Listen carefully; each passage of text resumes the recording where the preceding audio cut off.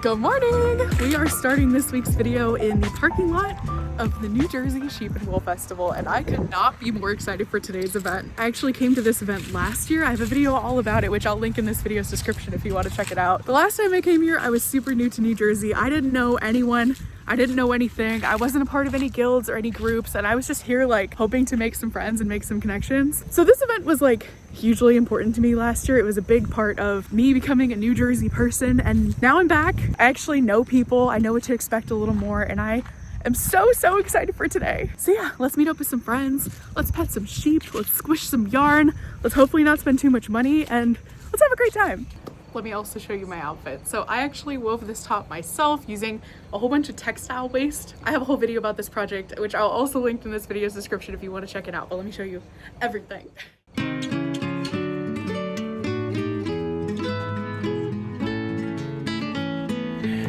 All right, let's go. My first stop was the absolute farthest barn of the entire festival, which is home to the fleece sale and all of the guilds and groups that are tabling.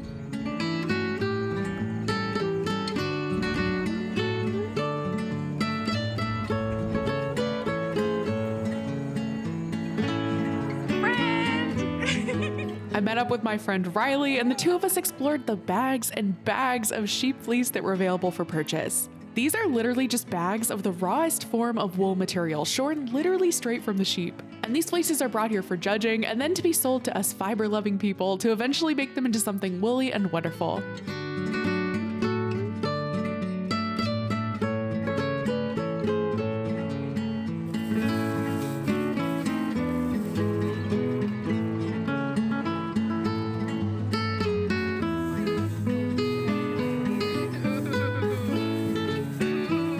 Riley ended up buying a whole Jacob fleece, which was just so gorgeous. But I had to resist, even though I was so tempted. Next up, we visited a bunch of the guilds and groups that had tables and demonstrations going on.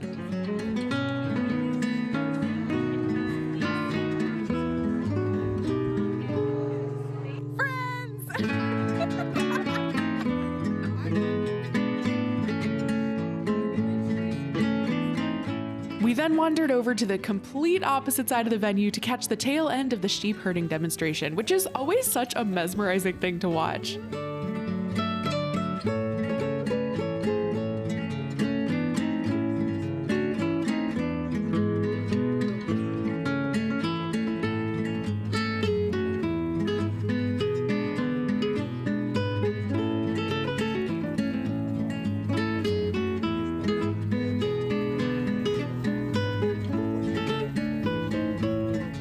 As the day progressed, we collected more and more people to add to our group. We then headed over to visit the sheep themselves. This year, it seemed like the festival was celebrating the Jacob sheep, which is a breed known for its multicolored wool and its multiple horns.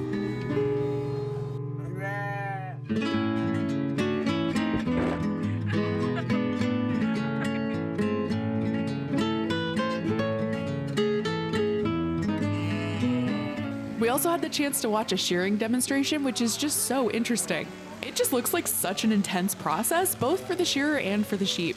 But it results in a happy and healthy sheep and a beautiful fleece ready to be sold at the fleece sale, so I think the few minutes of wrestling are more than worth it.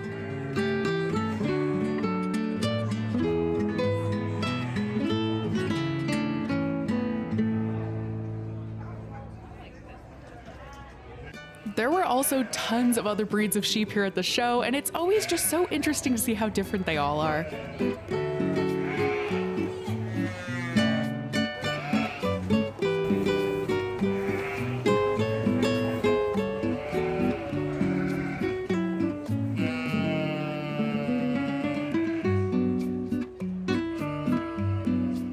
And of course, we found even more friends at the barn, and we always asked anyone with a really big bag to show and tell all the goodies that they collected from the festival so far. And my friend Kathleen very kindly gave me some recycled silk fibers, which I'm so excited to work with. After visiting the sheep, it was time to check out some of the vendors. I know, right? And we basically just spent the rest of the day wandering from booth to booth, checking out all the wool and all the goodies that these local small businesses had to offer.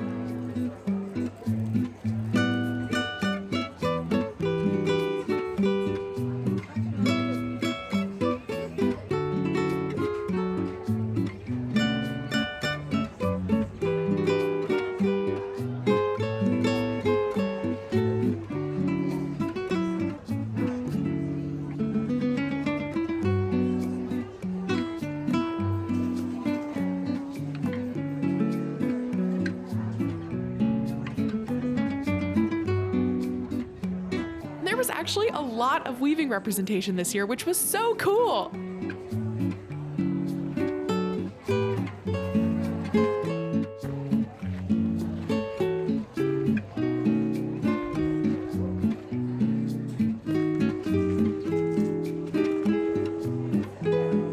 I, of course, had to stop at the Angora rabbit booth, which is always such a delight.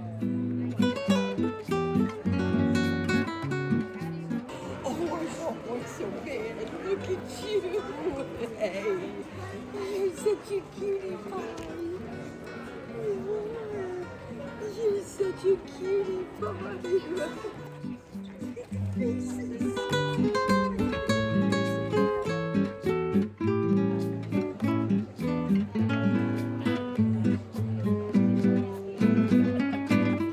And then it was time for lunch. We stopped at this Afro-Caribbean food truck, which had some really amazing options. And I also got a really big lemonade, which was much needed in this blazing heat.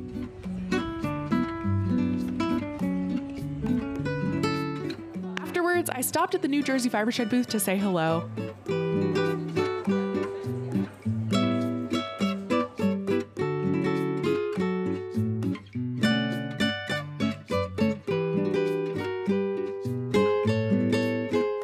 I went to watch a sheep show. This functions really similarly to a dog show where shepherds bring their sheep to compete for ribbons based on their breeds. And it's just a really fun thing to observe.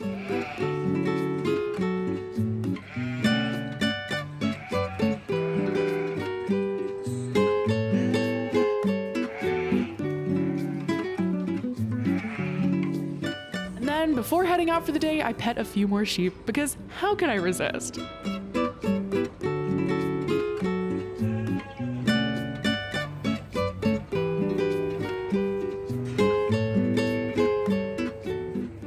It's almost 5 o'clock, so the day is almost over. I'm heading in the direction of my car where I'm going to show you some of the things that I got today.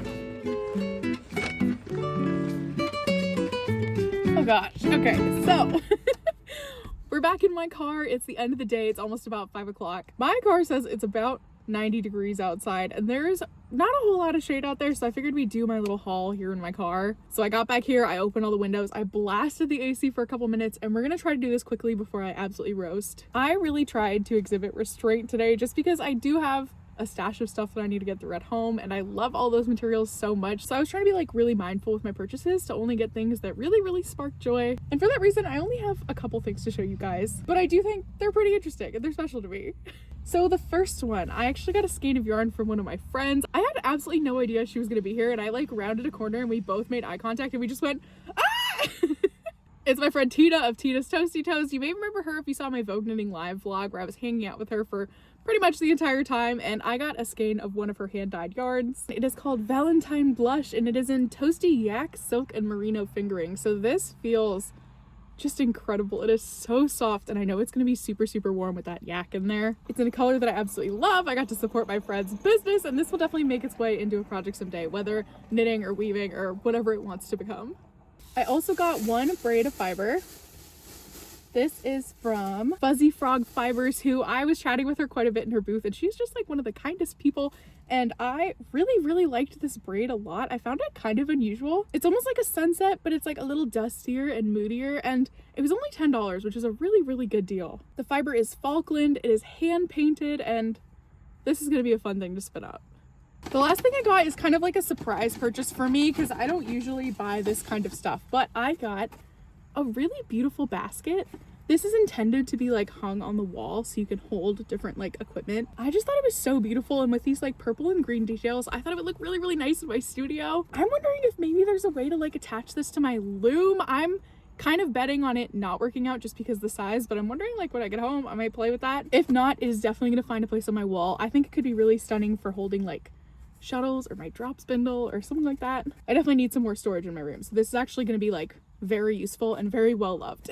So yeah, that's my little haul. It is a smaller haul this time, just 3 items, but I really like each item that I got. I got to support a friend, I got some beautiful fiber, and I got this beautiful basket, and overall I just had like a really beautiful day. It's so funny to be comparing like this experience to last year's experience. Like I mentioned, last year I knew literally nobody and I was coming in here as someone like brand new to New Jersey, and this time was like completely different. I actually met up with quite a few of my friends here, and there was a point where we started just like kind of accumulating people in like a cloud of friends. So we'd all be walking together and it's like, oh my god, there's so and so, like come join us, and we'd all walk through the barns together, and like that has just been such a joyful experience, especially because I'm used to going to these things like completely alone, like these kinds of events. So being able to share this experience with people in person has been so nice. Another thing, like a couple of you guys, my subscribers, stopped me in the barns to say hello and to tell me that you watch my channel and you like my videos, and that just like literally almost moves me to tears like every time that